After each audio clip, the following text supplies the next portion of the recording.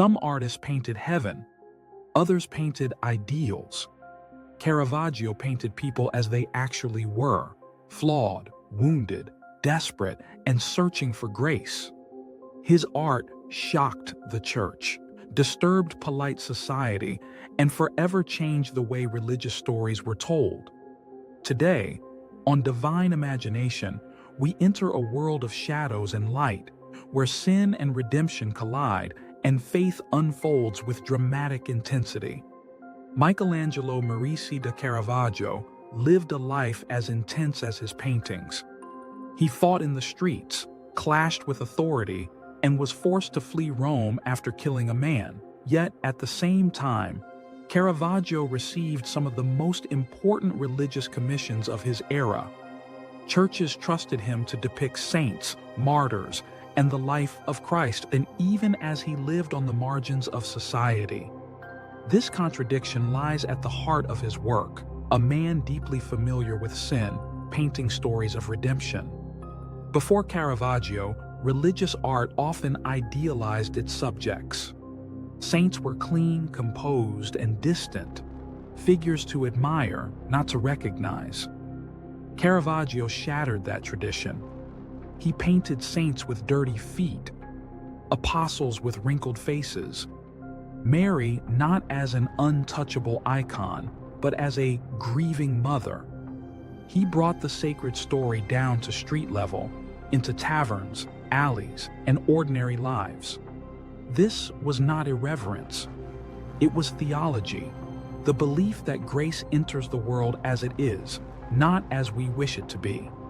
Caravaggio is famous for his use of chiaroscuro, extreme contrast between light and shadow.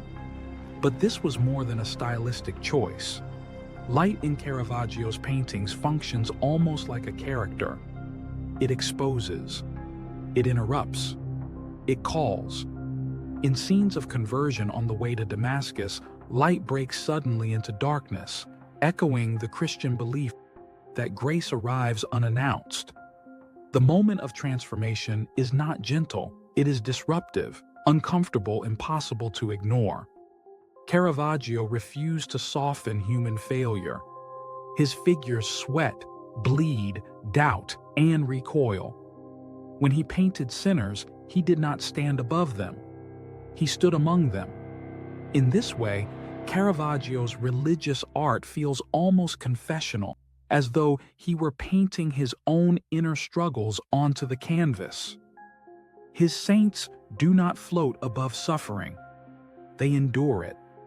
Caravaggio's martyrdom scenes are among his most unsettling works. Rather than heroic triumph, he shows fear, pain, and resistance. Bodies strain, faces grimace. Death is not romanticized, and yet, faith remains. The message is subtle, but powerful. Holiness does not eliminate suffering.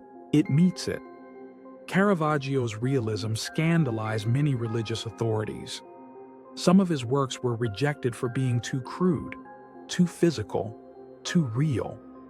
Yet others defended him. They recognized that his art aligned with the Counter-Reformation's goal to make faith immediate, emotional, and accessible. In a world where doctrine often felt distant, Caravaggio made belief visceral. Caravaggio's influence reaches far beyond the Baroque period. His dramatic realism shaped generations of artists and continues to influence cinema, photography, and visual storytelling today. But his deeper legacy may be this. He insisted that the sacred story includes people who struggle, fail, and fall. In Caravaggio's world, redemption does not erase the darkness. It shines within it. Michelangelo showed us the divine carved into the human body. Leonardo revealed it in order and proportion. Caravaggio confronts us with something harder to face, the possibility that grace meets us not after perfection, but in the midst of brokenness. This is divine imagination, and the story continues.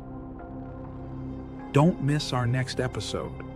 Subscribe and learn more about how faith inspired art.